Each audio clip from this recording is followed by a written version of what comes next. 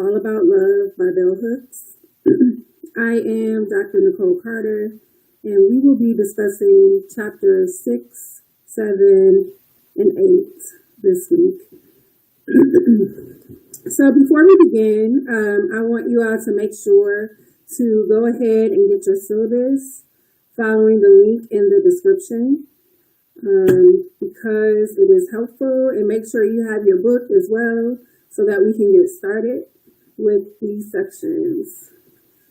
So today we will be reviewing 3 areas.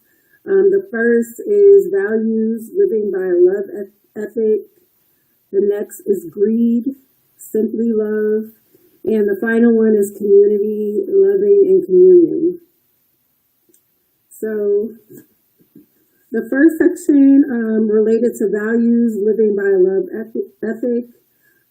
Bell Hooks defines really this idea of a love ethic and suggests that it is time that we commit ourselves and each other to holding a love ethic at the foundation of our lives. She talks about choosing to work with individuals we admire and respect, committing to give all of our relationships, giving our all to our relationships, by embracing a global vision where we see our lives and our fate as intimately connected to those of everyone else on the planet. In this section, Bell Hooks also talks about mass media and critiques it really for the values that it has made pervasive throughout society, particularly American society. But in her view, mass media could assist in portraying images of love, but instead it portrays images of violence that are pervasive. So some of the questions for this section relate to, again, this idea of a love ethic. And so one of the questions is Hooks correct in her analysis of how media exposure determines our values? And continuing along these lines, it asks, in the 20 years since this book was published, have the images we consume from mass media changed or evolved to encompass Hooks' vision?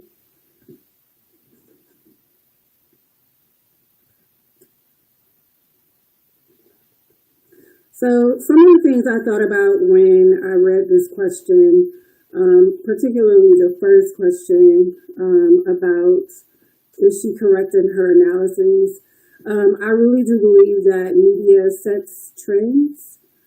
It tells us what is important and what isn't. But I also believe that we have the power to shape the images that are portrayed. And one example is recent commercials in response to Black Lives Matter and people denigrating Black lives, and certain communities making a decision to speak up in the face of racism, particularly, for example, Nike changing or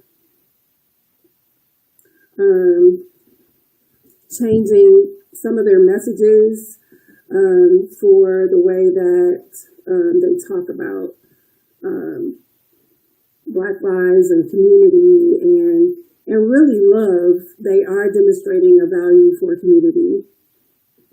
Yes, and again, if you're on Facebook and you're asking questions, could you please, so I can actually call your name or say your name when speaking about your response or talking about your question, could you put your name? So one Facebook user said, I absolutely agree that media affects our perspective. Someone else said, I don't know why I read this section and immediately thought about the Black creators who are getting all the opportunities and the type of content that they are invested in. Yeah. Oh, and that's Alana. I made the the last two comments. Okay. So yeah, I do believe media affects our perspective from childhood. We see images of like how we're supposed to dress, how we're supposed to act. The media sets trends. It tells us what's popular, what's not. But I also believe that we see some trends that are sort of moving in the media, that are moving away from normative ideas of what's popular or what's cool, but they might also be co-opting some of those trends as well. Amber said, sometimes I feel like it can be performative when companies and media try to include values, almost like using social justice to master capitalism. Yeah, I do believe so. I think it's a difficult or complex conversation to have and place to be in, because they are part of the media and they are making money off of advertisements and making money off of whatever they are doing, whether it's a movie or again an advertisement or anything like that. And it's difficult to say if they are doing so simply because of the money that they're getting from doing it, or if they are really engaged and dedicated to justice. Someone said, I think mass media has definitely influenced our values and continues to. I also think social media is helping to curb that with more distrust in the mass media rising. Yeah, and I actually believe social media is a form of mass media. It's becoming so. I mean, we tend to sort of look at things that are going on in social media more so now than like television and things like that. And so when I look to social media, sometimes that's how I get information about injustices that are happening, such as the ones that are like just happened recently. Someone said, I immediately thought about Kenya Barris and his incomplete analysis of Black life and his investment in Black exceptionalism. And that's Alana again. Yeah, so I think, yeah, it's it's a complex conversation to have. And it's a complex, I guess, place for us to be as consumers of mass media to determine if a company or a producer of something is actually doing so or creating something authentically. And so I guess all of us are in agreement that Hooks's analysis then is correct. So the second question, or the second part of that, is in the 20 years since the book was published, have the images we consume from mass media changed or evolved to encompass Hooks's vision?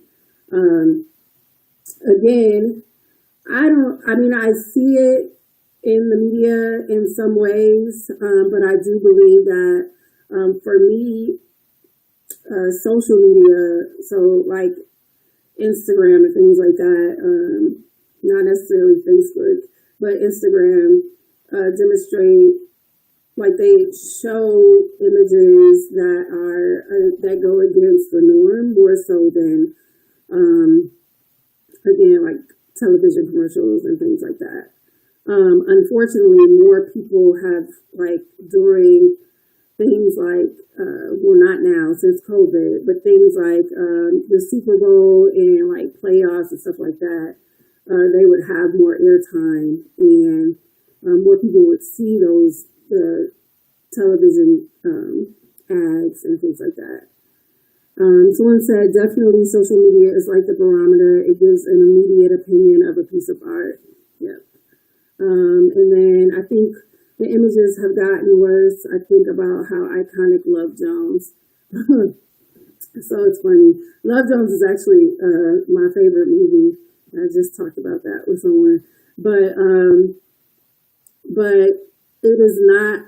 Even though I love it, and I think that other Black folks love it, it still is not high up on the list of like favorites for a lot of people because it is talking about a concept that people don't want to really discuss. Or as Bell Hooks talks about, people are afraid of talking about love and the complexity related to love. So, Amber said, I think as more Black women get platforms, the images we see and hear reflect more loving values, insecure, and this will destroy you. Definitely. And I feel like Black women and Black men who are not afraid to sort of question the normative ideas of masculinity, we begin to see differences in characters like those within Insecure and movies as well. Diane said some people also consume these images and narratives of love to escape their reality. This is true, and this is actually something that Bell Hooks talks about. Like it's there is a fear associated with stereotypical narratives, and sometimes we delve into those that are inauthentic, and it is a way to sort of escape the things that we are actually going through in everyday life.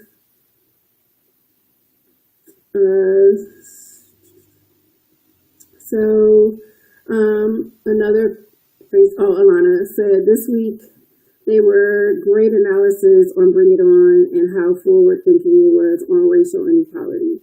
Yeah, so I do believe that there are some producers and actors who demand to show like a different side of things, actually the reality of things. And when that happens, it's beneficial for all of us.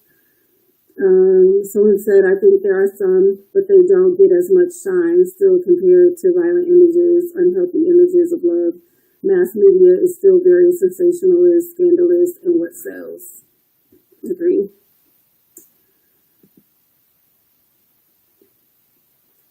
Alana said, honestly, we haven't gotten a Love Jones since, but Issa Rae be trying to.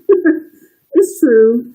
And I do believe that Issa Rae is like, she's doing a really good job, but she's one person. And so we need some other folks to help as well. Oh yeah, Amber said also a good example is Moonlight. That's a very good example of the complexity of love and family, which she talks about, which Bell Hooks talks about in these chapters, and just living life and sexuality. Moonlight delves into all of those images.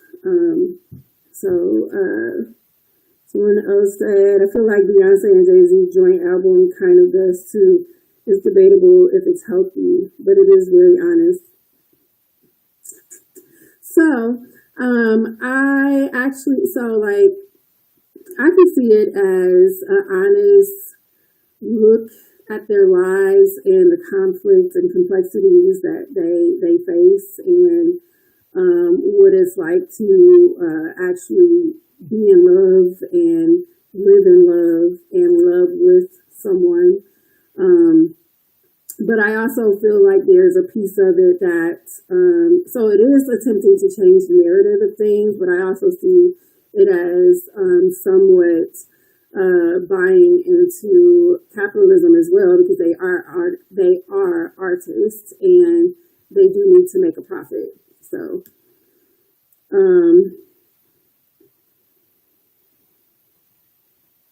someone said Bring It On was 20 years ago. So, but it's like a new version out, I believe, of Bring It On. Someone said, my controversial opinion is that Love Jones was beautiful, cinematography and music, but about toxic love. Yes, so it was a little toxic, but I also believe that the love that exists within our lives is toxic. Not saying that it's right, but sometimes it is toxic. And like I see the images in Love Jones, and I see those same images in like the relationships of people that I know. So, and it's not necessarily like the best thing ever, but and Amber said, I think that the internet has made it to where we can curate our own media experience to some extent to mirror the values we value, good or bad, Black Twitter versus alt-right 4chan. So I agree. Like I do believe, again, like social media has a role to play, and it has become a form of mass media. A form of communicating values and countering stereotypical values and stereotypical narratives of Black folks. Someone say, yes, I thought about this too. Also, Diddy calling himself Love. It seems like love as a concept is trendy, but it isn't completely explored in all of its complexities or accurately. Yeah. Because like I said, I don't, and I think this is one of the things that Bell Hooks was getting at, was this idea that this is the reason why it's difficult to talk about love, because we haven't. And so like concepts about like what love is actually, we're still exploring those things, because these are conversations that are either we don't have at all or we have them in a particular place, and it is not love related to friendships or relationships or things like that.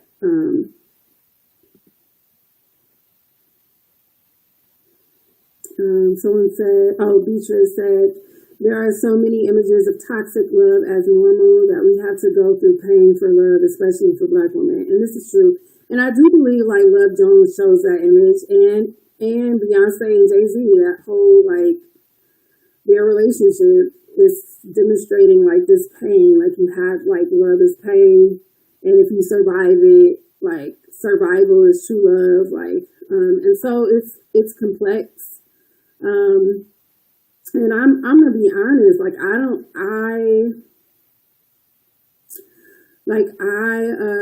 so I have an example of like within my family of love that doesn't necessarily mean equal pain, right? Like that's my father and my stepmother.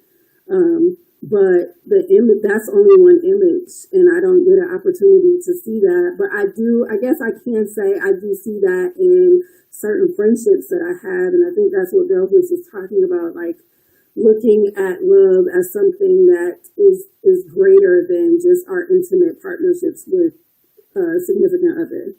So, Beatrice said, I just don't like how sometimes it can be exalted as idealistic. Yeah.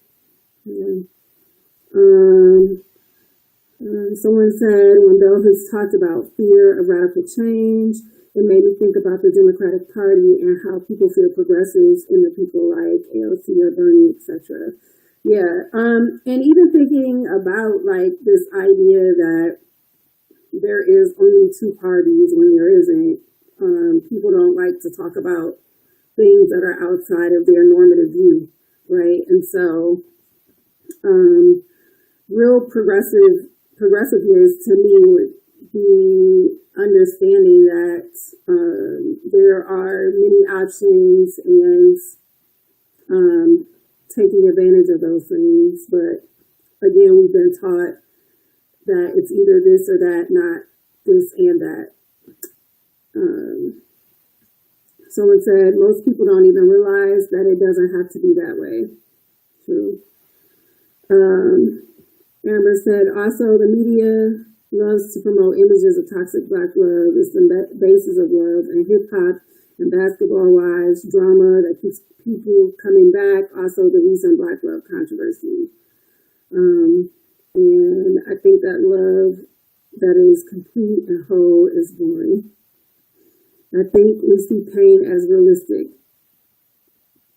Yeah. And I mean, this is like a complex conversation. Like I do, like everywhere throughout the media, we see love as something like mass media. Love as something that is toxic. And really, like, bring up basketball-wise. Like, basketball-wise, like, the majority of them are not even wives, right?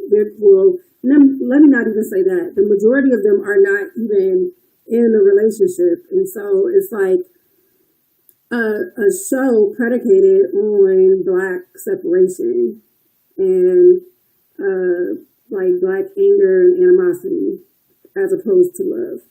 And so, yeah, it's complex. Okay, so let's go on to the next question or the next section. So the next section was about greed, and it's called Greed, Simply Love.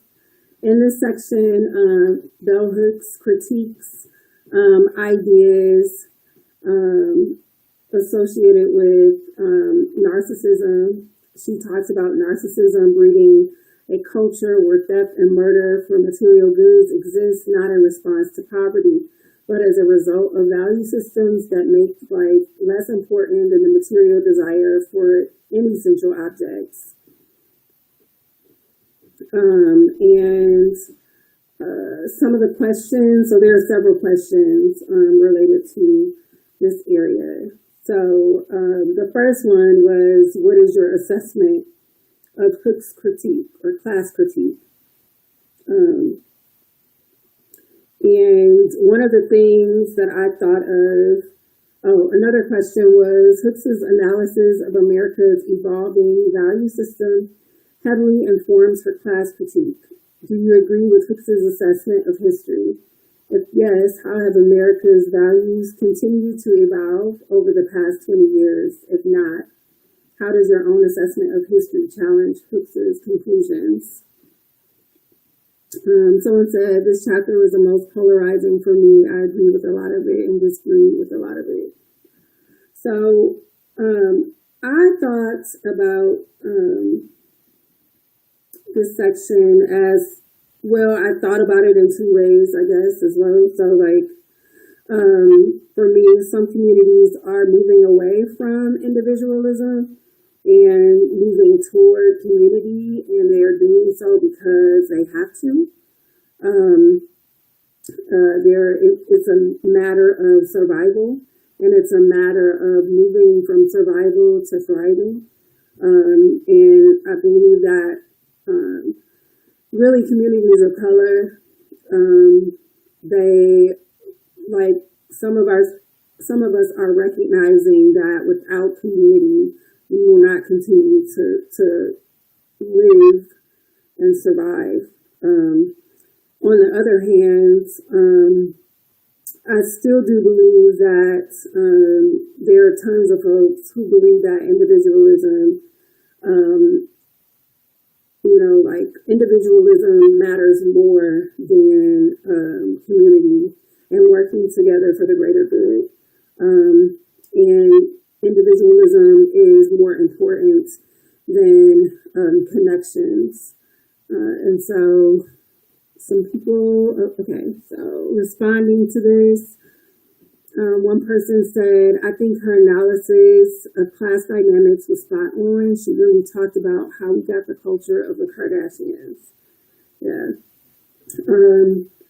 Yeah, I do, like, we live in, some sociologists will call it, or economists will call it, like, a society that favors rugged individualism. That old school, like, pull yourself up by your bootstraps. Like, if you didn't get this, if you're not successful, then it's because you as an individual are not successful. It's nobody else's fault but your own. And there is no empathy or compassion within it whatsoever. So it's a good point. We also need to analyze why we believe that a drama-free, this is about the relationships, is undesirable. So what are some other thoughts about the class dynamics that she talks about? So she talks about this idea of greed, and like for me, I'm seeing individualism in her eyes as similar to or in relationship to greed. And she talks about greed being antithetical to love because it erodes the instinct to care for the common good above one's self-centered needs. She talks about greed requiring support for systems of domination and to destroy both. Hooks advocates for living simply by resisting temptation and valuing delayed gratification.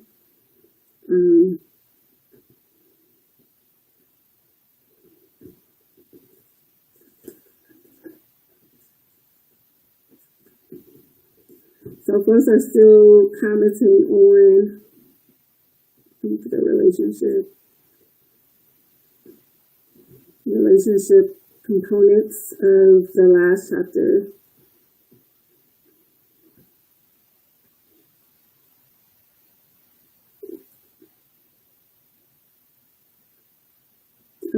So Diane asked, can you discuss this chapter in relation to the leveling up phenomena? Yes, definitely. So I believe we talked about leveling up when Julie interviewed Patricia Hill Collins, and this idea of Black women seeing sort of like seeing their relationships as a means of like moving up or moving through caste systems. And I do believe, like, in thinking about that, the concept of leveling up really is centered on really ideas of greed and ideas of capitalism and consumerism. In this case, consumption is the person that you are attempting to level up to or level up with. I do believe leveling up relates to this whole chapter. Leveling up kind of negates the idea of love, like the love ethic that she talks about, because your reason for being with someone is not because of your care or compassion for that person, but instead it is because you know that in some way, shape, or form you can move up or flourish because of that relationship. Someone said, I agree with how greed has to do with domination and how that is antithetical to love. I mean, if domination is about power and it's about imbalances of power, and so one of the things that I believe Bell Hooks is saying is that like if we are truly connected, then we see each other for not the power that we have, but for the person that we are simply. She talks a lot about living simply. And if we are in that place, then there is no domination. It is a partnership. It is a community. Someone said, yes, Dr. Collins gave us the iconic quote, individual freedom came from a legacy of collective Black struggle. Yeah. I mean, and even like Bell Hooks, one of her main contributions is her her theorization of Black feminism.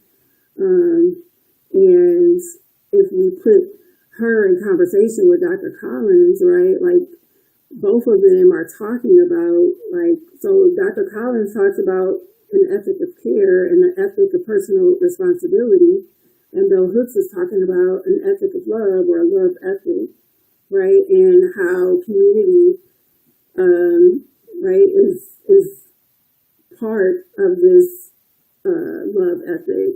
And so both of them, really, these Black feminist theories see community as central to our survival and our ability to thrive as Black women and as Black women in community with other Black women.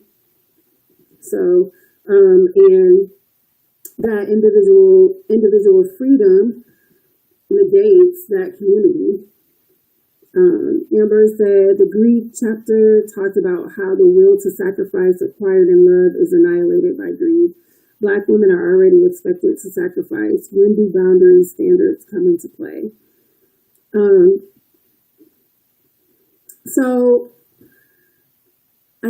For me, I saw the conversation about sacrifice really speaking to this, like, if it is truly based in love and compassion and community, then it wouldn't be a situation where Black women are within that particular relationship are being asked to sacrifice who they are and what they want and the things that they need, because in that relationship that is based in community and based in empathy and based in compassion, then we are working together to uphold each other's needs and desires.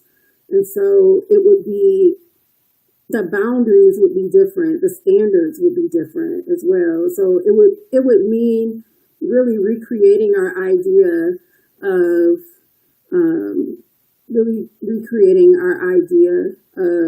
what it means to be in community with Black women and other community members as well. Someone said in this chapter, I wish she would have explained her theory of living simply to counteract with the greed. Yeah, Alana said that. And she doesn't really talk much about it. And I would just say, for me, like just reading other works by Bell Hooks, I know that she is very big on, like, so for example, she moved from larger cities in California and in New York to Kentucky, back to Kentucky. Like right now she lives in Berea, Kentucky. She talks in later writings about sort of moving past those places because she had a need to be close to family, close to nature. She had a need to belong to something, and I think for her, like, that was living simply. Also, in thinking about her, so Bell Hooks has a Buddhist background, and for her, living simply would then be living without fear, living without yearning for these other things, which is why it comes up a lot in this greed chapter, because then if she's living simply, then she's not really thinking about this consumerist culture, really. She's thinking about living with what she has on a basic level. That's just my interpretation of it, and that's just based on my readings of her other books and knowing her background. Someone said, today, living simply is very complicated in a post-capitalist world. To meet the needs of yourself and your community is expensive and a lot of sacrifice. I believe like this whole, everything that she talks about in this book is complex. It moves away from everything that we've been taught, that we've grown to know and understand. And it means sort of like beginning to walk away from what is normative and what we've been taught to want and need in life, and really begin to reflect on the basic necessities, I guess. So, and to put our relationship with others, so not necessarily intimate partnerships, but our relationships with friends and things like that, on a higher grounding. Someone said, I didn't take it as external things being expensive, but about the way we consume what motivates us and being grateful for what means we are able to have. Definitely. I think, and for me, I think she's referring to external and internal. I think she is speaking of being grateful, just like really encouraging us to appreciate the things that we have, and again, to put our relationship with others above the consumption of what others tell us, like the media tell us is what we need, or and so that's different from what we've been taught. Okay, so we can go to the last section. And so the last section is called Community, Loving, and Communion, which is interesting to me because she has an entire book, well, two actually, about community and communion. So, so in this section, she really talks about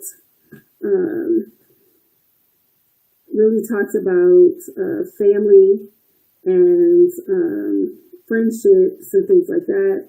And so the syllabus talks about family being this thing that an institution, if you will, or structure that we traditionally learn lessons about living in community, if we learn them at all.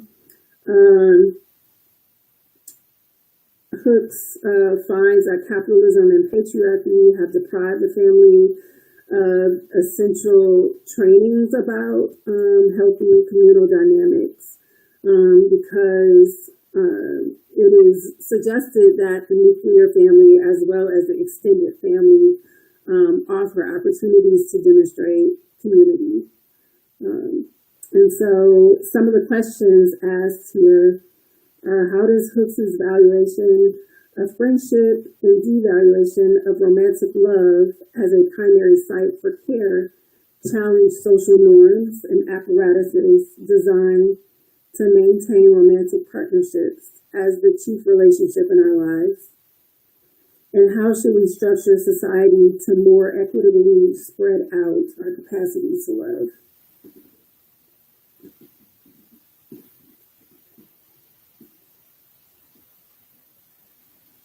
So one of the things I thought of when thinking about friendship and this concept of romantic love, like honestly, this has been something that I am like really just now coming to understand, and to me it's a shame that I didn't understand this earlier. But I, like in the past, had a difficult time like establishing friendships and holding on to friendships, and seeing them as a place where love existed. And someone said, I think I agree with this chapter on community the most. And Amber said, this chapter shook me. I've had a hard time approaching relationships from a standpoint of growth rather than duty and obligation. Yeah, and I think this chapter is one that had me reflecting really on, again, like my past relationships, because I didn't see them as loving relationships. I didn't see, like, for example, friendships as these things that are places that love exists. And to me, it's a shame because the friendships that I've had, the ones that have lasted since, like over 10 to 20 years of my life, are the ones that are based in love and compassion. And so for me, I said, I thought about the fact that we are implicitly and sometimes taught explicitly to value family over other sites of socialization and relationships. But Hooks urges us to be authentic about the complexity of family. She asks us to consider love as that which is shared and extended to those inside and outside of the family. And for me, I just kept thinking about sort of like this fear that we have of love, like authentic love, and also like the absence of definition related to love. Like, can we define what it means to say that you are loving someone or someone is loving you? Someone said, she mentioned somewhere about not taking on meeting needs as responsibility of the family support system, so it can be highlighted in the public space. So, and I think that's one of the things the family often is something that we are taught is like the primary place that we are responsible for adhering to, and we're responsible for caring for.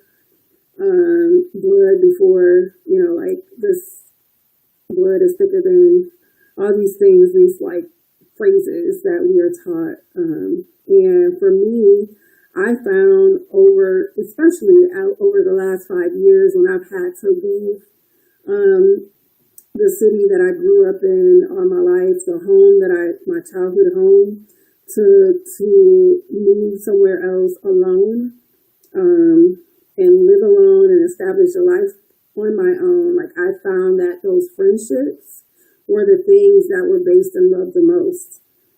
And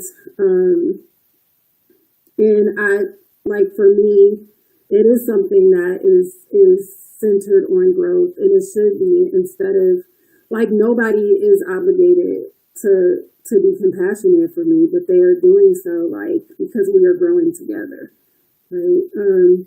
And I think I have an issue too, Amber, thinking about relationships as like this duty or obligation. Like, I get upset when someone knows that I'm going through something and they don't speak up or ask how I'm doing, right? And I have to think about things a little bit differently related to it, to this idea of friendship. But I guess I want to know, how you all feel about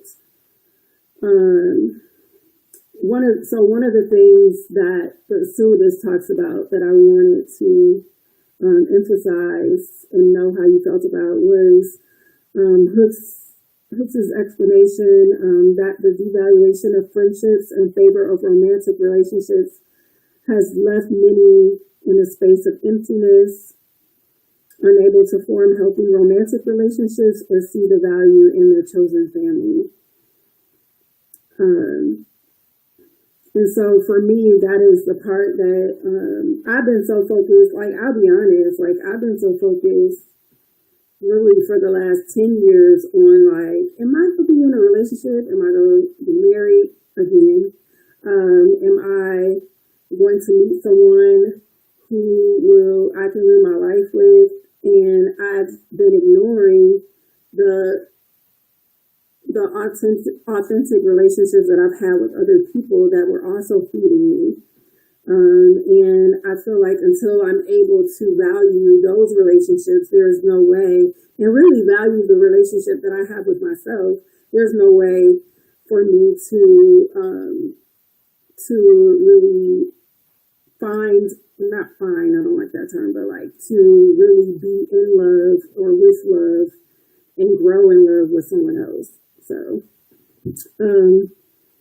Amber said, for friends, I focus more on mutual growth than commitment, but I'm not sure why I feel like I need that commitment in order to feel safe, focusing on mutual growth and romantic relationships. Yeah, I do feel like commitment is it has been something that we are taught as well. Like things are supposed to be based in commitment. When things are based in commitment, then it is like a safety net. And I have questions about that as well. And I feel like this chapter, like others have said, is the one that like really has me still reflecting on it. And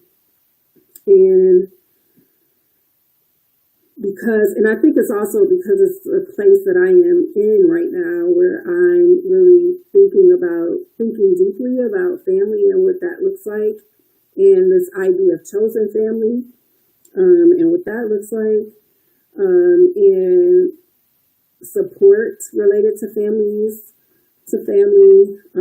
and like traditional families not understanding growth or mutual growth. Sometimes for me, in my experience, those traditional families would rather things to be sort of stagnant. And so like, for example, I mentioned me moving, right? Like that family, like I was always asked when I was going to come back, like, so you're going for a little job or whatever, when are you going to come back? Because your family's here. And it's like, is family specifically related to place, or is family all around me? And do I have to be in a particular city for you to treat me like family? For you to be committed to our growth and our relationship? So,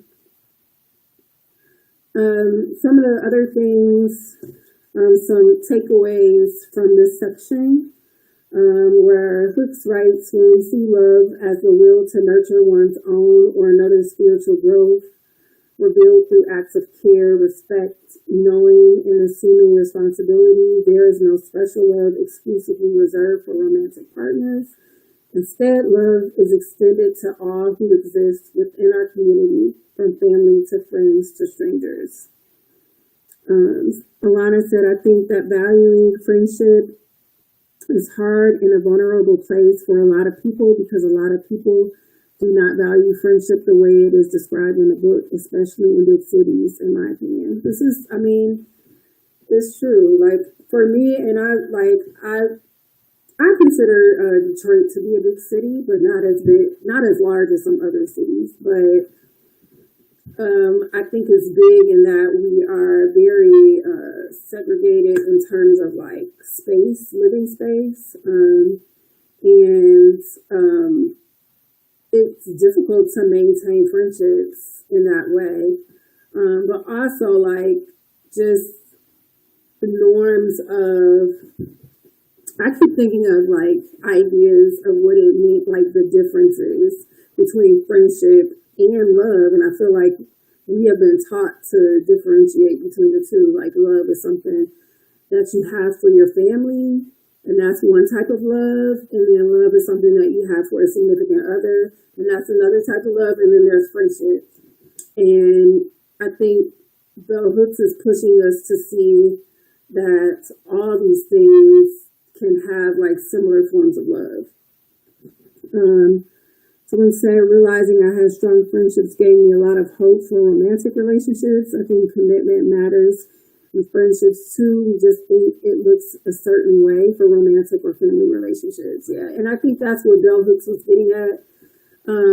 She talked about that when we strengthen our friendships and the love that we have in friendships, then we can begin to have stronger romantic relationships. And it is not a thing that we fear. And I don't know, like the concept of love is something that has been really, I guess, associated with fear in all areas of my life. So not just like family. It was rare for me to hear family members say they love me and to demonstrate with that. Like, I guess I could see what it looks like before hearing it because it was rare that it was actually shared. And the same thing exists in romantic relationships and friendships. Again, like it wasn't until recently that I started to see like, well, this is actually love. This is what love looks like. And it is in a friendship with like my homegirl, not with a dude, right? And so, and it's okay. And this is actually like a model for what my intimate relationship should be like, or can be like. So yeah, but again, this chapter, really for me, is one that I think will be a point of reflection for a long time and will shape the way that I think of love and will really encourage me to, I guess, define love differently, and to like hold love to a different standard as well. Because if love is what my friendships are based on, then like other relationships need to embody those same principles. Because in my friendships, we're growing together. We are able to talk about these different things. We are committed to that growth. We're committed to supporting each other. And sometimes that doesn't happen in family, and that doesn't happen with significant others. And why not?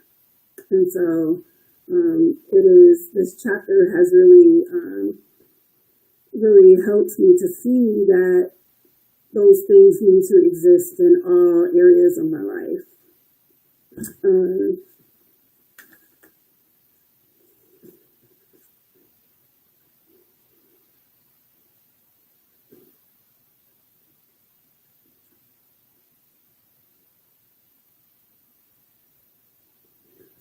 So I think that was the last question.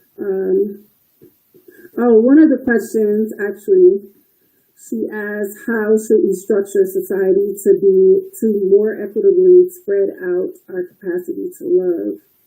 And I don't think we answered that question about structuring society to more equitably spread out our capacity to love. But to me, I believe that this will call for sort of a restructuring of society.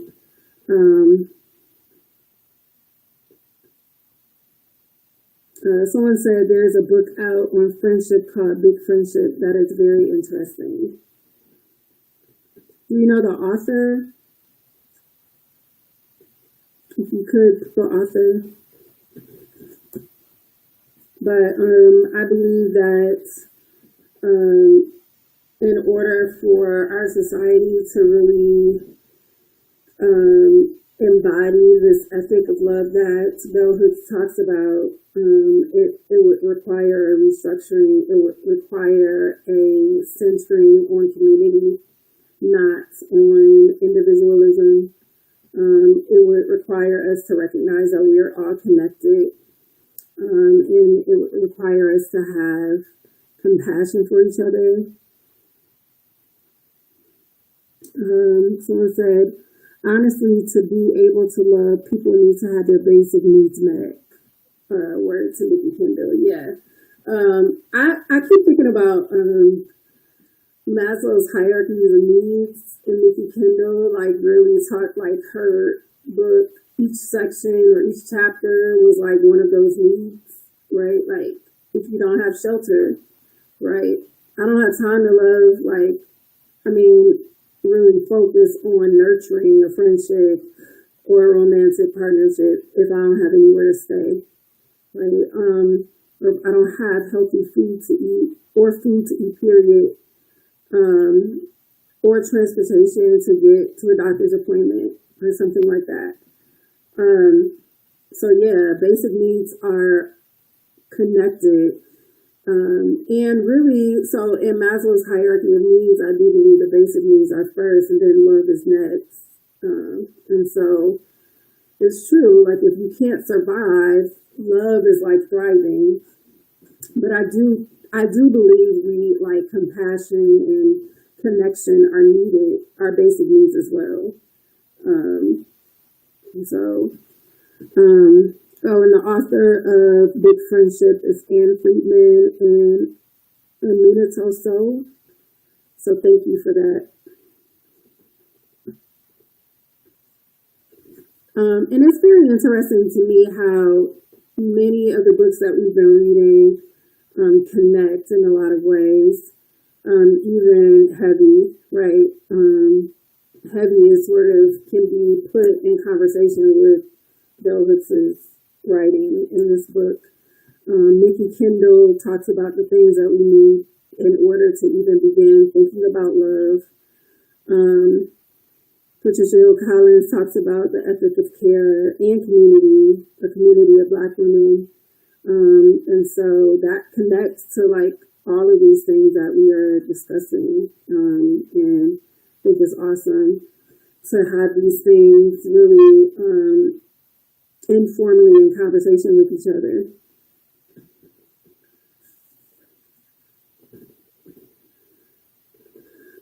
Someone said, this is why progressive policies are needed. Therefore, we need compassionate leadership who are able to express a love ethic to all people, not only white people. Agreed.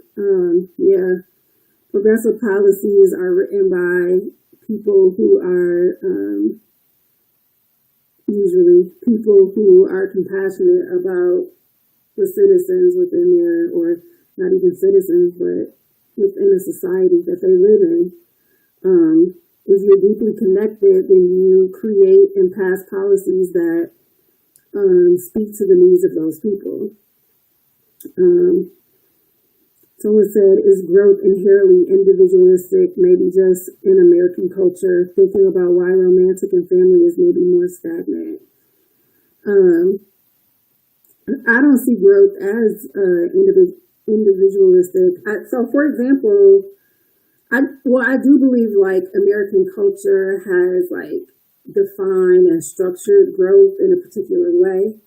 And the way that Bell Hooks is talking about it sort of breaks that, like, pushes that aside and says that growth happens in community and communion with others. And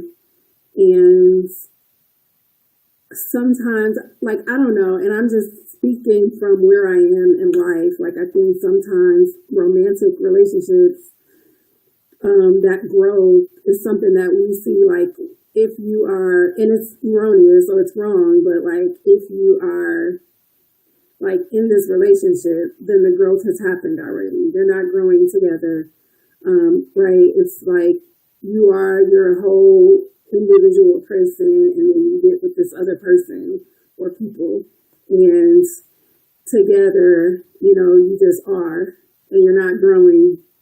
And I feel like there are people, when growth comes up, like run away from it. There's a fear of growth, just like there's a fear of love. And I think family, again, we're taught that family is a certain thing. We're taught to have a blind allegiance to family. And growth can't happen if there is, like if we don't check things that are a problem, if we don't see something as needing to grow. So, yeah, growth like love is an active process. Yes, it's fluid. It's something that's always happening, actualizing. It's a flow. Yeah. So it's 8:01, y'all.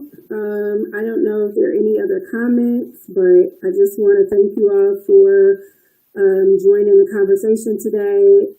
I'm really enjoying Bell Hooks' work.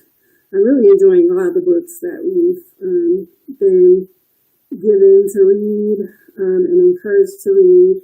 And so thank you for contributing to the conversation, answering the questions, talking about friendship and love and family, and your perspectives on it. And I will see you the next time I do a live. So thanks again.